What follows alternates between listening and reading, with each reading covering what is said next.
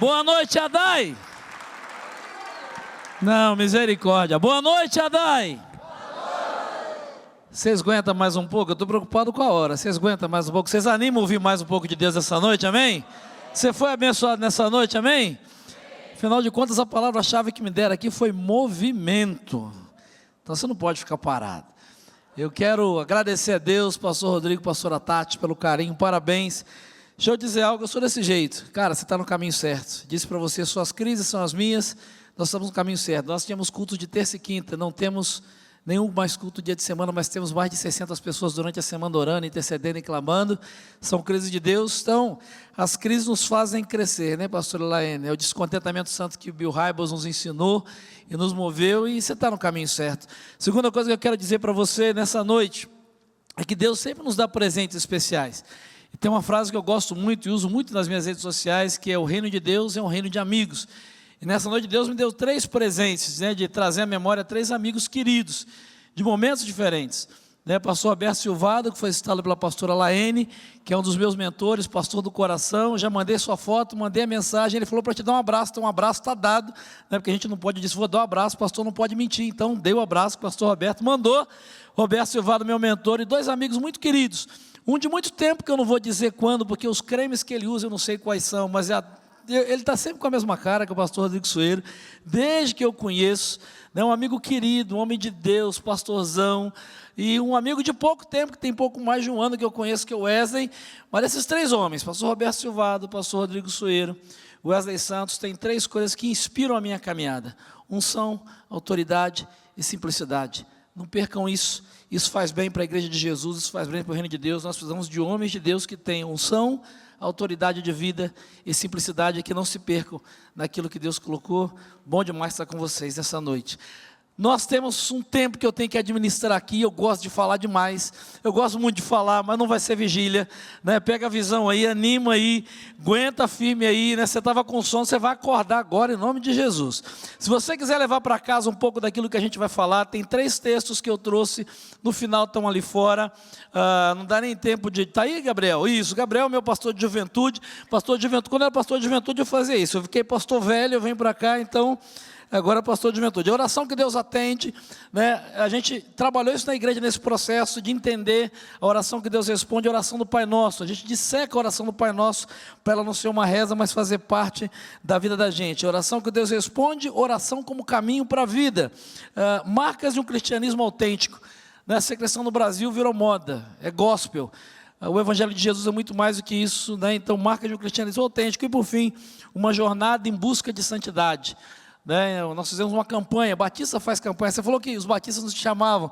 Eu prego mais a igreja pentecostal, eu me defino como um baticostal, né? Então eu sou um baticostal, e nós fazemos campanha de 40 dias de oração, de jejum, né? Então esse é o material que nós usamos para a nossa campanha de 40 dias. Sou abençoador, enfim, está ali no final. Você vai abençoar os projetos missionários que eu realizo, treinando líderes. Em janeiro vou estar uma semana com mais de 100 missionários da Missão Novas Tribos do Brasil, cuidando do coração deles. E se você levar esse livro, você vai me abençoar nesses projetos que Deus tem me usado. Mas a palavra-chave dessa noite qual é mesmo, hein? Me ajuda aí. Agora é Adai, mano. Eu achei que era uma batista tradicional no começo, da primeira vez, mas agora é Adai, agora é Assembleia de Deus. Qual é a palavra-chave dessa noite? Deixa eu dizer para você, sabe qual é o maior problema da igreja de Jesus hoje? É que a igreja de Jesus, ela se tornou estática, ou boa parte dela, não vamos generalizar, mas ela se tornou estática, e um local onde as pessoas continuam as mesmas, sem mudança, sem movimento. E quando a gente olha para a Bíblia, quando a gente olha para o Evangelho, a gente vê um quadro completamente diferente. De acordo com as Escrituras, a vida do crente ela tem que ser transformada mais e mais. A vida do cristão, a vida da igreja, ela tem que ser uma vida marcada por movimento. Na igreja de Jesus, a igreja que Ele trouxe para nós, o que Ele edificou, a igreja dele, as pessoas não podem permanecer as mesmas, tem que haver progressão, tem que haver movimento. Na igreja de Jesus, o movimento não é pela linhagem de família, o movimento não acontece por obedecer os manuais, o movimento não pode acontecer pela liturgia ou repetir os mesmos ritos. Não é desse movimento que o Evangelho de Jesus fala para nós. Até porque no Brasil, a gente vive um tempo de explosão da religiosidade. Eu não quero entrar em questões polêmicas aqui, mas para mim o momento que nós vivemos é um momento crítico para a igreja evangélica brasileira, ou a igreja cristã brasileira. Porque com essa explosão da religiosidade, essa explosão do mundo evangelical e do mundo gospel, na minha opinião particular, uma das maiores consequências disso foi a banalização do cristianismo no Brasil. A banalização do que é ser igreja no Brasil, a banalização do que é viver evangelho no Brasil. Então o que Deus mandou dividir com você no seu coração, eu confesso a você que eu estou lutando há 2, 3 semanas, e hoje pela manhã Deus disse, é isso que eu quero que você fale, então eu estou dizendo para você, você pega, recebe, guarda, moe isso como a pastora Elaine falou, e que Ele mova o teu coração, porque na minha opinião, Deus nos trouxe essa semana aqui na Conferência DAI, depois de um tempo de pandemia, porque está na hora de tirar a lama que tem sido jogada sobre o nome de Jesus. Está na hora da igreja de Jesus começar a se movimentar, e isso só vai acontecer quando a igreja de Jesus, e quando eu falo de igreja, eu não falo dessa mega estrutura que a DAI tem, mas eu falo de mim e de você. Está na hora que a igreja de Jesus cresça, o verdadeiro cristão cresça, que a igreja de Jesus comece a crescer, que ela comece a se movimentar nesse bendito movimento de crescimento espiritual, de crescimento com Deus, de crescimento em Deus.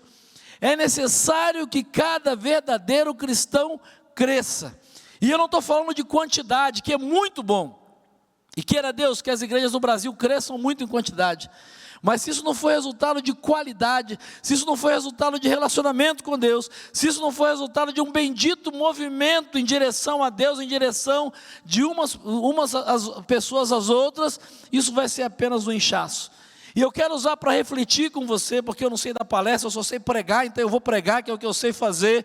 Eu quero usar com você um camarada que eu gosto demais, que é Pedro. Eu sou muito parecido com Pedro, você já viu que eu sou muito tímido, sou muito tranquilo, sou muito equilibrado, né? Sou um cara fleumático. Talvez por isso eu me identifique com Pedro, porque o Pedro era desse jeito, ele falava, ele era impulsivo, ele era apaixonado por Jesus. Às vezes ele acertava, às vezes ele errava, mas o coração dele tinha o desejo de fazer a vontade de Jesus, de viver apaixonadamente o Evangelho de Jesus, e eu não tenho dúvida de que talvez por isso, apesar de todas as limitações, e provavelmente ele não era o mais capaz dos 12, ele se tornou líder daquele grupo.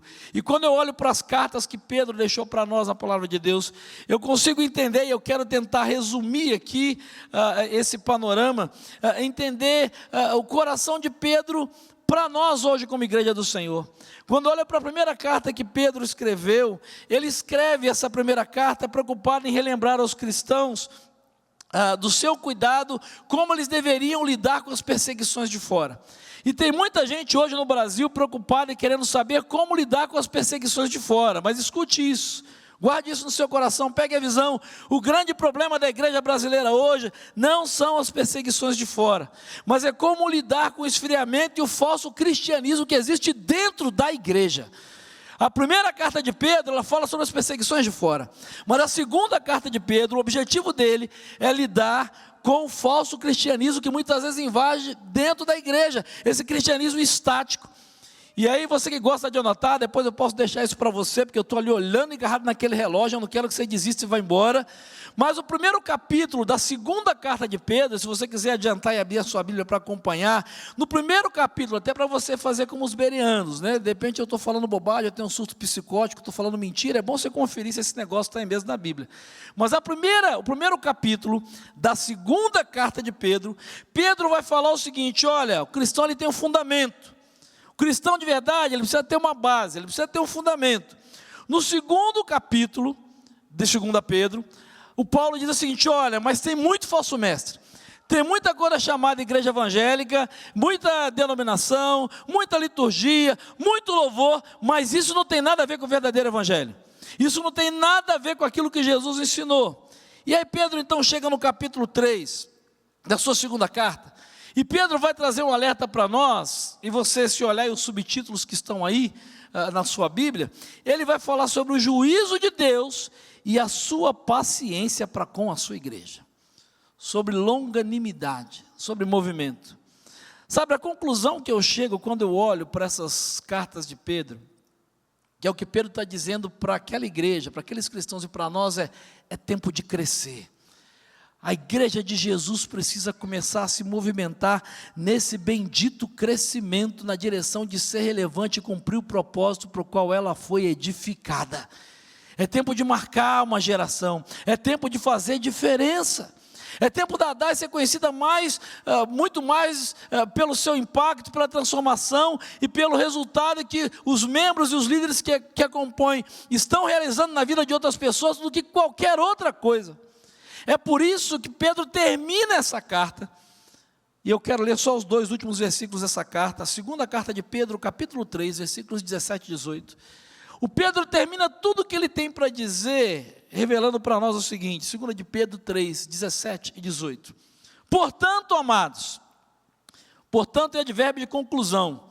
Eu não sou bom de português, eu sou historiador, eu fui, procurei, consultei, advérbio de conclusão, não é isso? Tem professor de português aí, amém? Não tem não, então eu posso falar o que eu quiser, se estiver errado, tá certo. Portanto, é um advérbio de conclusão, ele está fechando, ele está dizendo, eu falei isso tudo, vocês não guardarem mais nada.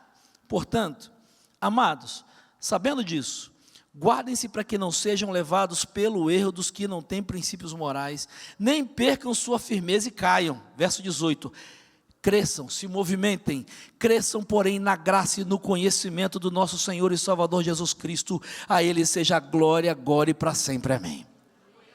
Pedro termina a sua carta, e é interessante que ele faz um alerta no versículo 17.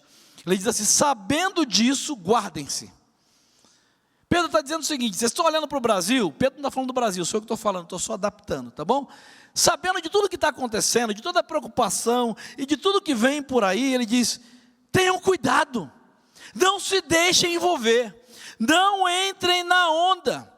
Como é que a igreja de Jesus pode se guardar de tudo que a gente está vendo? Como é que a igreja de Jesus pode se manter essa noiva imaculada que a gente ouviu aqui? Como é que a igreja de Jesus pode viver isso e continuar cumprindo a sua missão? Pedro responde, cresçam, se movimentem. Sabe, hoje na época do politicamente correto, a gente tem que ter muito cuidado. E aí eu fui hoje, à tarde, me certificar, porque quando a gente fala de nanismo, né, o nanismo é uma anomalia. Aí se isso está gravado, olha, é politicamente correto, está aqui, é uma lei.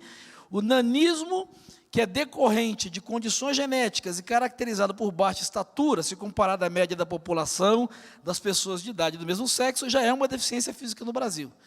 Então o nanismo é uma deficiência física. O que isso tem a ver com o que você está falando, pastor? Sabe qual é o grande problema da igreja evangélica brasileira? Que a igreja evangélica brasileira está sofrendo de um nanismo espiritual. É uma igreja que está abaixo da média daquilo que ela poderia crescer espiritualmente, no seu poder transformacional. Há uma anomalia na igreja cristã. Cristãos nanicos que não crescem. Uma igreja que está crescendo no número, uma igreja que está crescendo em prédios, uma igreja que está crescendo até em quantidade, mas que não cresce em relevância e em poder e não tem esse bendito movimento. E sabe o que é o que me preocupa? Coloque muito a mão das minhas palavras. Tem muitos cristãos que não crescem porque na verdade eles nem nasceram de novo. Nem nasceram de novo. E sabe qual é a consequência pior disso? É porque qual é a figura que a Bíblia diz? A igreja ela é o que de Cristo? Ela é o quê? Cristo é o cabeça e a igreja é? Agora você imagina um corpo com membros que não querem crescer? Você imagina que corpo é esse com membros que não querem crescer? É por isso que a palavra de Pedro para nós, essa palavra está queimando no meu coração, e eu estou 2 semanas orando, e hoje de manhã Deus falou assim, é isso que eu quero que você fale, cara. A palavra que eu trouxe para você, desse bendito movimento de transformação é cresça. Como líder, como membro da Adai, como líder de pequeno grupo, como líder de ministério, como igreja de Jesus nesse lugar onde Deus te colocou, cresça. Vence essa maldita enfermidade espiritual do nanismo, de se acomodar e achar que está bom do jeito que você está, que está bom tudo que você fez, que está bom tudo que você viveu, que está bom tudo que você sabe. E o Pedro diz o seguinte, guardem-se, cuidem-se como? Crescendo. E ele diz que a igreja de Jesus ela tem que ter um movimento de crescimento em 2 áreas. Ele fala, cresçam em quê? Como é que está no texto? Você sabe de cor. Cresçam em quê? Eu tenho mais de 50, igual ela é. Ela é jovem, ela é sarada, mas eu estou surdo. Então quando você fala assim, né? Aqui é a Assembleia de Deus, eu sou batista, eu não tenho dom de interpretação de línguas. Então, se você falou em línguas, eu não tenho esse dom, então eu não consigo. Eu sou um bate-costal, mas estou ainda no estágio inicial. Entendeu? Eu estou no estágio inicial. Ele diz: cresçam em quê? Cresçam. Então eu vou começar pelo conhecimento. Pedro diz assim: você quer viver esse movimento de transformação? Cresça, por quê? Vamos começar pelo conhecimento? Porque quando você cresce, você percebe a diferença entre vida cristã e religiosidade. Você é capaz de diferenciar o que é vida cristã e o que é religiosidade. E para exemplificar isso, se você está com a sua Bíblia aberta, se não tiver, não precisa abrir, você pode só anotar, no capítulo anterior, no capítulo 2, quando eu falei que ele fala de falsos mestres, nos versículos 20 a 22, olha o que Pedro diz para a mesma igreja: se tendo escapado das contaminações do mundo, por meio do conhecimento de nosso Senhor e Salvador Jesus Cristo, encontram-se novamente nelas enredados e por elas dominados, estão em pior estado do que no princípio. Teria sido melhor que não tivessem conhecido o caminho da justiça, do que depois de o terem conhecido, voltarem as costas para o santo mandamento que lhes foi transmitido. Verso 22, confirma-se neles o que é verdadeiro provérbio: o cão volta para o seu vômito, e ainda, a porca lavada volta a se revolver na lama. Pedro está dizendo de crentes daquela época e de hoje, que possuíam um conhecimento intelectual de Jesus, e na verdade o que eles tinham experimentado era uma conversão emocional. Gente que estava na igreja, fazia parte da igreja, que confessava ser cristão, mas que a sua prática antiga, o seu retorno à sua antiga maneira pecaminosa de viver, demonstrava que o conhecimento que eles tinham de Cristo e o seu caminho de justiça eram apenas superficiais. O que Pedro está dizendo é o seguinte: uma igreja que pretende ser relevante, uma igreja que quer impactar, uma igreja que quer ser essa noiva, é uma igreja que cresce no conhecimento de Deus, porque quando você cresce no conhecimento de Deus e de Jesus, você consegue perceber a diferença entre o que é vida cristã e o que é religiosidade. Paulo está falando de gente que diz que é igreja, mas que na verdade é religioso, que diz que se converteu, mas na verdade é religioso. Paulo não, Pedro, desculpa, Paulo não tem nada a ver com essa história, sai daí, Paulo, é o Pedro. E sabe qual é o problema, queridos? O Pedro, eu gosto do Pedro, que o Pedro é faca na caveira, é sangue no olho. Ele diz assim: gente, era melhor que vocês não tivessem feito isso, porque ele diz: você não conhecia o evangelho, agora você conheceu, e você continua vivendo do mesmo jeito dentro da igreja? Você continua com as mesmas práticas, os mesmos pensamentos? Pedro diz: era melhor que isso não tivesse acontecido. Por quê? Porque diante de Deus a chapa esquentou, não está assim na Bíblia, mas a régua subiu, a sua responsabilidade é maior. Quando você não sabia de Deus, de graça, quando você não tinha Wesley Santos, não vou fazer de jeito nenhum. Quando você não tinha nada, agora você sabe, você conhece a palavra, você conhece o evangelho. E preste atenção, escute, pegue a visão. Pedro não está falando de perda de salvação, porque alguém não pode perder aquilo que nunca teve. Alguém não pode perder. Pedro diz: é gente que voltou as costas para o santo mandamento. Sabe, deixa eu dizer uma coisa para você. Quem não cresce no conhecimento de Deus, corre o risco, bote muito humor nas minhas palavras, de na verdade nunca ter experimentado uma conversão genuína e um novo nascimento. Porque quem nasce tem que crescer. É a lei da vida. 30 dias que tem a sua bebê. Imagina, aí daqui a 2 anos volta o Wesley: irmão Wesley Santos, sabe como é que está bebê? 30 dias. Como assim? Passou 2 anos, ela continua com 30 dias? 30 dias, continua linda. Eu disse para ele, falei: cara, o tempo passa, você está com a sua filha há 30 dias. Outro dia isso aconteceu comigo. O meu caçula de 18 anos acabou de mandar, né? Minha esposa está em Serra Negra pregando, e eu estou daqui monitorando. Eu falei: cara, eles crescem, mas não muda. Ele falou: pai, estou indo para a célula da madrugada, começa às 11h30 da noite, a turma de universitários acaba às 3h30 da manhã. Mas eles crescem, tem que crescer. Na igreja de Jesus não é diferente. Sabe, quando você cresce, você consegue identificar o que é vida cristã e o que é religiosidade. Se você não entendeu, talvez você seja só um religioso. E talvez o que você precisa, gente que você discipula precisa, que talvez que é líder, e que até pastor, precisa de uma experiência pessoal com Jesus e com se converter. Porque quem é da igreja, faz parte da igreja, e continua com as mesmas manias, os mesmos pecados, a mesma fofocaiada, o mesmo nhenhenhê, o mesmo mimimi de 20 anos atrás, talvez nunca tenha se convertido, nunca tenha nascido de novo. Nunca tenha nascido de novo. Sabe, é o que, aí você diz assim, pastor, você está pegando pesado, então você reclama com os apóstolos. João, na sua primeira carta, diz, 1 João, capítulo 2, versículo 19, eles saíram do nosso meio, mas na realidade, eles não eram dos nossos, porque se fossem nossos, teriam permanecido conosco. O fato de terem saído mostra que nenhum deles era nosso. E se acha que João era apóstolo do amor, era bonzinho? Depois você lê João 10, 26 a 29, vocês não creem porque não são minhas ovelhas. Ele registra as palavras de Jesus, é o apóstolo do amor. Ele está registrando o que Jesus disse. Vocês não acreditam porque vocês não são minhas ovelhas. João 10, 26, a partir do 26.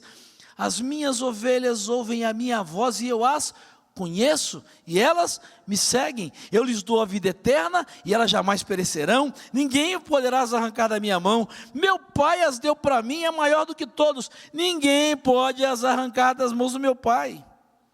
Guarde uma coisa, a igreja de Jesus precisa viver esse bendito movimento do crescimento, do conhecimento de Deus, porque vida cristã e religiosidade são coisas completamente diferentes.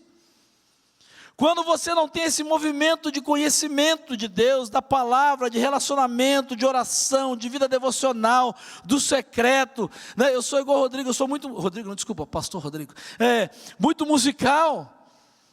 Eu gosto de música, eu quero sentir a presença de Deus e tal, sabe, eu tenho necessidade disso. Guarde isso no seu coração, que Deus me falou, e talvez você já saiba, mas há muitos anos, ser igreja não é conhecer Jesus, e nós os pregadores do apelo, você quer conhecer Jesus? Você quer? Não. Conhecer Jesus o diabo conhece, os demônios conhecem, e guarde isso no seu coração. Acho que você nunca mais vai me chamar para vir aqui, mas vamos embora. O diabo é mais crente do que muito crente que está nas nossas igrejas. Não sou eu que estou dizendo, é a Bíblia que diz. Você acredita que Deus é um só? Você faz bem. Os demônios também acreditam e estremecem. E tem gente que está dentro da igreja que por não conhecer a Deus, crê que Deus é um só e não tem temor de Deus.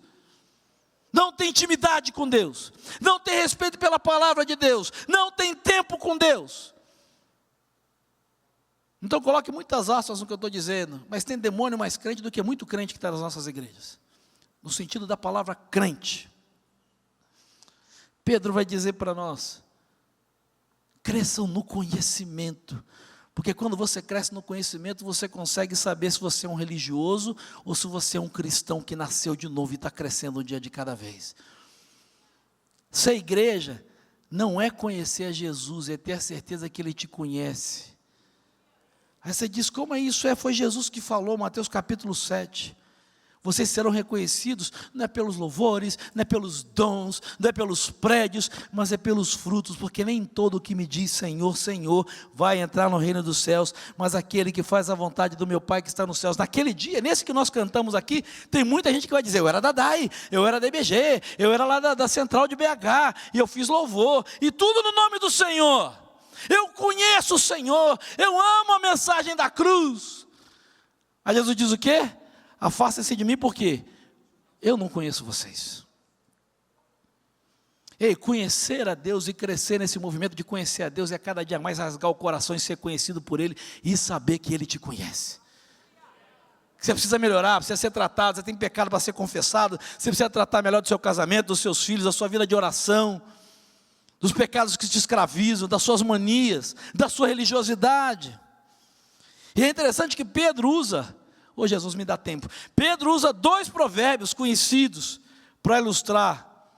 E Pedro, você acha que eu pego pesado? Vai ser ovelha do Pedro, vai, porque o Pedro diz, está aí no texto que ele diz assim, sabe o que vocês são iguais? É igual aquele provérbio popular, o Pedro está dizendo, vocês são iguaizinhos, o cão que volta para o vômito e a porca que volta para a lama. E olha que eu sou palmeirense. E você pega o Novo Testamento, se tudo que é ruim é chamado de cão, ou por causa do judaísmo, é porco. Nós estamos vendo um novo tempo, a época da graça, quando o senhor jovem verde imponente, segue o líder. Mas, vamos voltar aqui, Senhor. Você vê, ficaram os cães, os feiticeiros, a porco, ligado? O Pedro diz, sabe o que é? Gente que está na igreja, pegou o cão que volta para o vômito, e porco que volta para a lama. Pedro está falando de gente que tem uma simples profissão religiosa, ou mesmo uma mudança externa, não transforma o coração de uma pessoa. Chegar aqui e dizer que acredita em Jesus e que é crente, ou mudar de roupa, mudar o jeito de falar, o jeito de dar paz ao Senhor, aleluia, isso não muda o coração de ninguém. Isso não muda o coração de ninguém. O que Pedro quer dizer é o seguinte, gente, vocês querem ser igreja? Avancem nesse bendito movimento de conhecer a Jesus, ser conhecido por Ele, cresçam no conhecimento, porque só Jesus pode fazer essa mudança do coração, através do conhecimento da sua palavra, que nos revela quem Ele é, e o que Ele fez, o que Ele faz, e o que Ele fará por nós. Paulo entende isso, um cara que teve a vida virada do lado do avesso, 1 Coríntios 15:10, pela graça de Deus eu sou o que sou, e a sua graça não foi vão para comigo. Você fica cheio de mimimi, querendo dar uma de... Paulo, eu sou o apóstolo Paulo, o bem que eu quero fazer eu não faço, e o mal que eu não quero, eu tenho vontade de fazer, amém? Não é isso que está na Bíblia, ele diz eu faço. Paulo diz eu sou um pecador, e o Senhor me conhece e sabe que eu estou lutando e que eu quero crescer, eu quero crescer, eu quero crescer. É gente que não conhece a Deus, e por conta disso, não sabe nem usar a palavra, aí quer ganhar o mundo para Jesus. A história é velha, mas a moral é nova, e se você já conhece, você tem a misericórdia de mim, do camarada que trabalhava lá no canavial, e na sua rotina, ele viu uma visão celestial, VCC, correu para o pastor, chegou o pastor Rodrigo Sueiro, não era para dizer que era daqui, pastor Rodrigo, eu tive uma visão, está lá o VCC, o pastor Rodrigo disse, o que é meu filho? Pastor, eu senti, o que foi? Eu senti, está lá, vai, Cristo chama, eu vou transformar o Alto Ipiranga daqui os confins da terra. Aí o pastor Rodrigo diz assim, mas para pregar o evangelho, para fazer diferença, tem que conhecer Deus, tem que conhecer a Bíblia. Não, mas eu conheço. Você conhece? Qual a história? Não, pastor, eu conheço demais. Então conta aí uma história, eu gosto das parábolas de Jesus, principalmente a do bom samaritano. Aí o pastor Rodrigo, experiente, que é crente, homem de Deus, piedoso, já sabia o que via, mas disse, fala filho. E aí ele começou, pastor, pega a visão, um homem descia de Jerusalém, essa é a história do bom samaritano que ele está contando, um homem descia de Jerusalém para Jericó, caiu entre os salteadores e lhes disse, varões e irmãos, escutai-me, não tenho prata nem ouro, mas o que tem isso eu te dou. Aí o pastor, não pastor, peraí, eu sei que o senhor está emocionado, vou tomar até uma água. Dizem que quando o pastor toma água, ele fala mais meia hora. Aí ele voltou, o pastor Rodrigo disse assim, pastor, peraí, deixa eu continuar a parábola. E entregou-lhes os seus bens. A um deu 5 talentos, a outro 2, a outro 1, cada um segundo a sua capacidade. Aí o pastor Rodrigo falou, peraí pastor, deixa comigo que eu conheço. Pastor, partindo dali, ele foi conduzido pelo Espírito Santo ao deserto. E tendo jejuado 40 dias e 40 noites, teve fome. E os corvos o alimento lhe traziam, pois alimentava-se de gafanhoto e mel silvestre. E sucedeu que indo ele...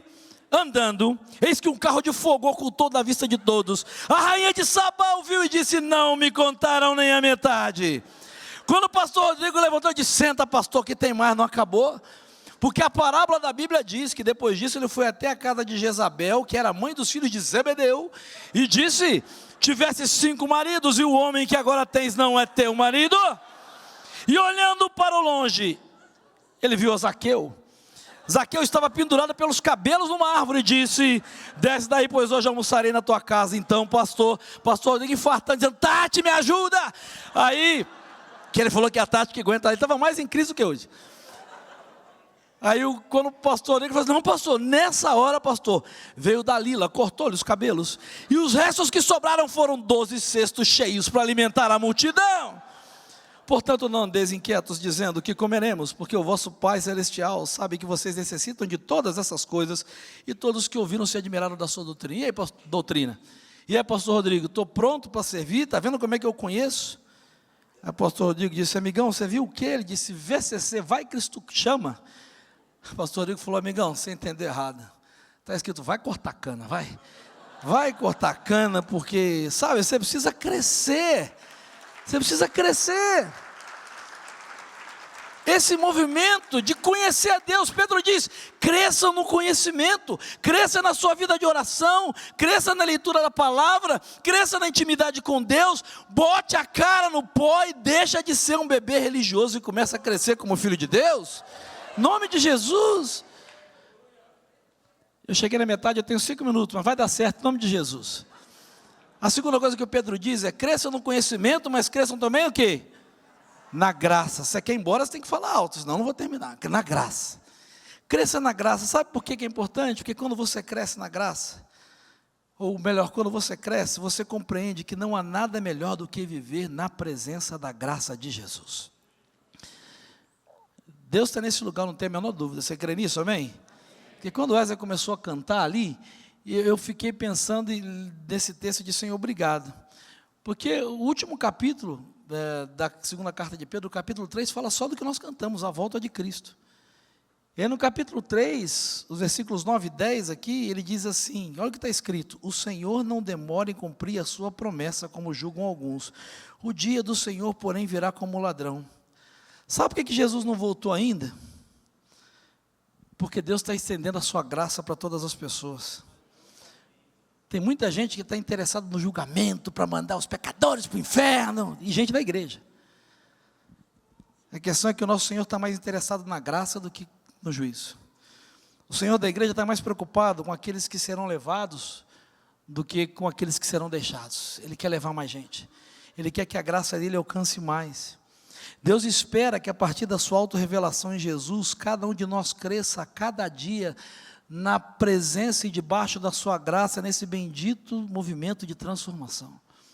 Quando você cresce, você compreende que não há nada melhor do que viver debaixo da graça de Jesus. Não há nada melhor do que viver o que Paulo falou, todos nós, sem máscara, sem mancha, sem maquiagem. Sabe, você acorda, deixa eu fazer uma pergunta simples aqui, eu só tenho 3 minutos. Deixa eu fazer uma pergunta simples. Quantos aqui vieram para cá do jeito que acordaram? A risadinha já diz tudo, né? Imagina, você sai zerado, do jeito que acordou, nem sua mulher aguenta você, varão. Você viesse, imagina se tivesse todo mundo aqui do jeito que acordou, o sangue de Jesus tem poder, nem demônio entrava nesse lugar. Por quê? Qual é uma das primeiras coisas que você faz quando acorda? Tira as necessidades básicas, você vai para onde? O banheiro e vai fazer o quê? Olhar no espelho, escovar o dente e dar aquela olhadinha básica. Aí o que você faz quando você olha no espelho? Está todo amassado, remelado, desconjuntado. Não vai mudar nada. Mas você quer melhorar. Você quer melhorar.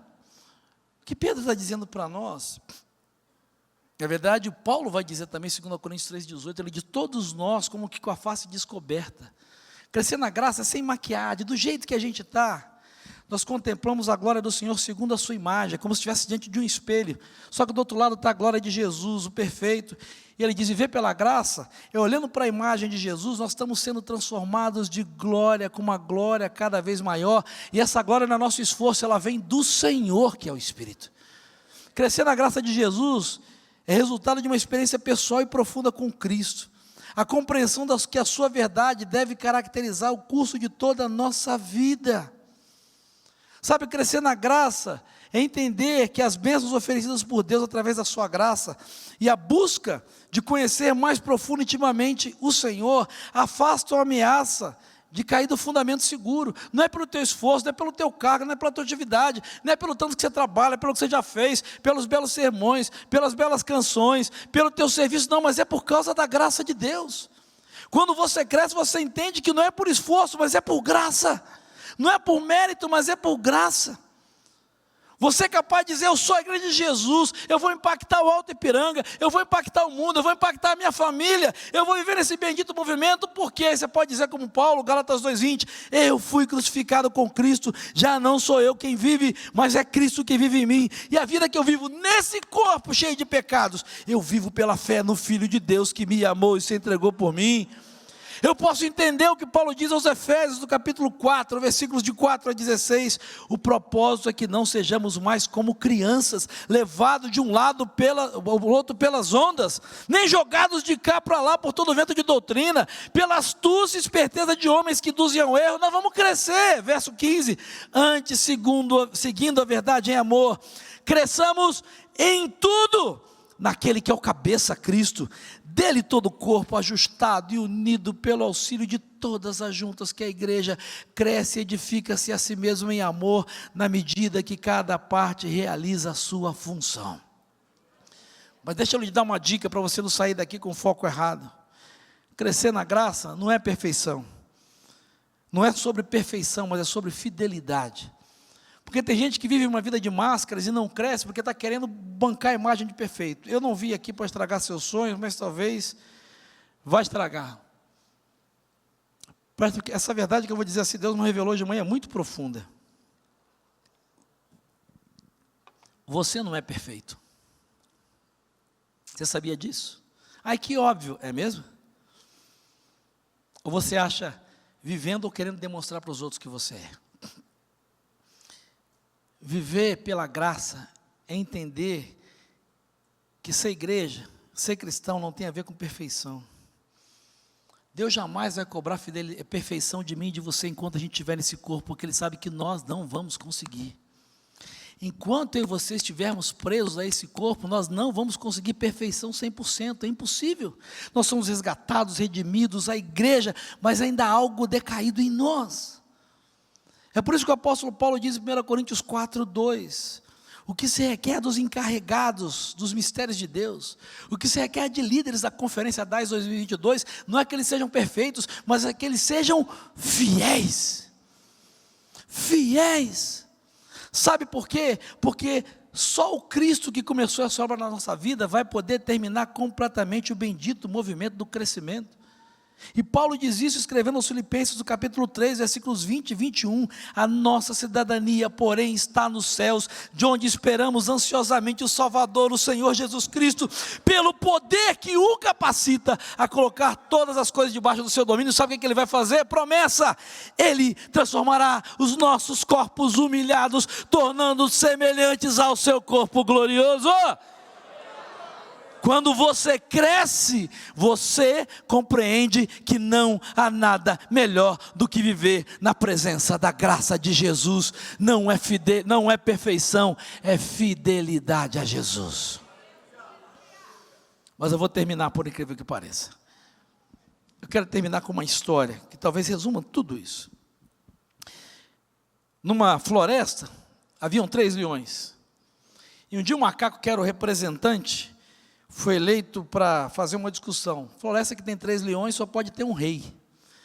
E aí, como é que nós vamos descobrir quem que é o rei aqui da selva, quem que é o rei da floresta? Fizeram uma competição, e eu estou resumindo aqui a história, mas preste atenção que dá para você entender. E aí disseram, nós vamos fazer uma competição. Tem a montanha difícil. E vocês vão subir. Quem conseguir chegar no topo dos 3 leões, vai ser o rei. E o primeiro foi, se esforçou no meio do caminho, voltou. O segundo leão foi, tal, sarado, marombado, tatuado, academia, Smart Fit, tal, foi, voltou. Terceiro, piedoso, voltou. Aí ficou, e agora?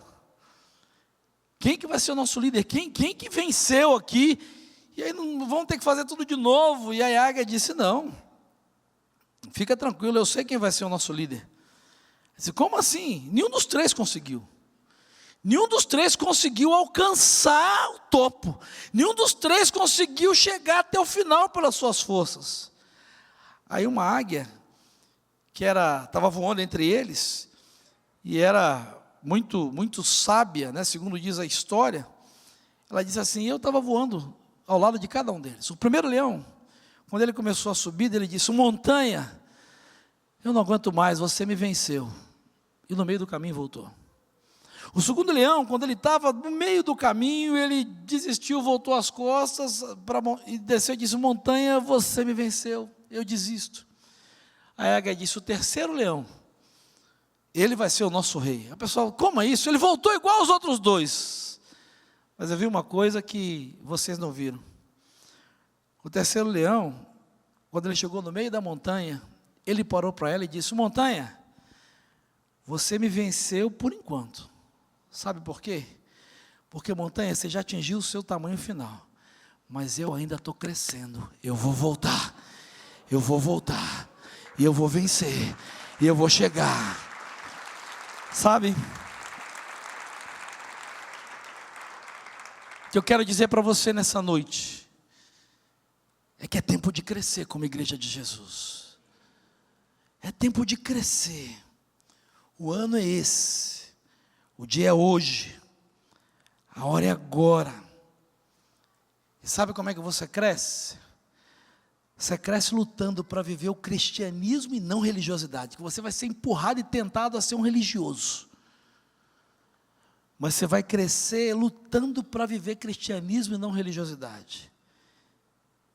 E você vai crescer porque você vai fazer isso, vai tomar a decisão de fazer isso sempre, por favor, debaixo da maravilhosa graça de Jesus.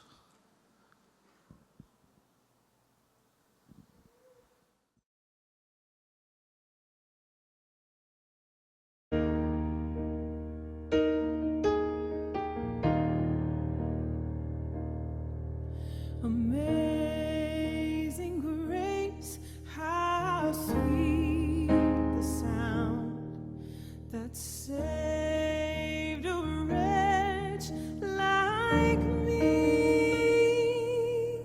I once was lost, but now I'm found, was blind, but now I see. 'Twas grace that taught my heart to fear, and grace my fears relieved. How precious did that grace appear, the hour I first believed. My chains are gone, I've been set free. My God, my Savior has ransomed me, and like a flood, His mercy reigns. Unending love, amazing grace, amazing grace.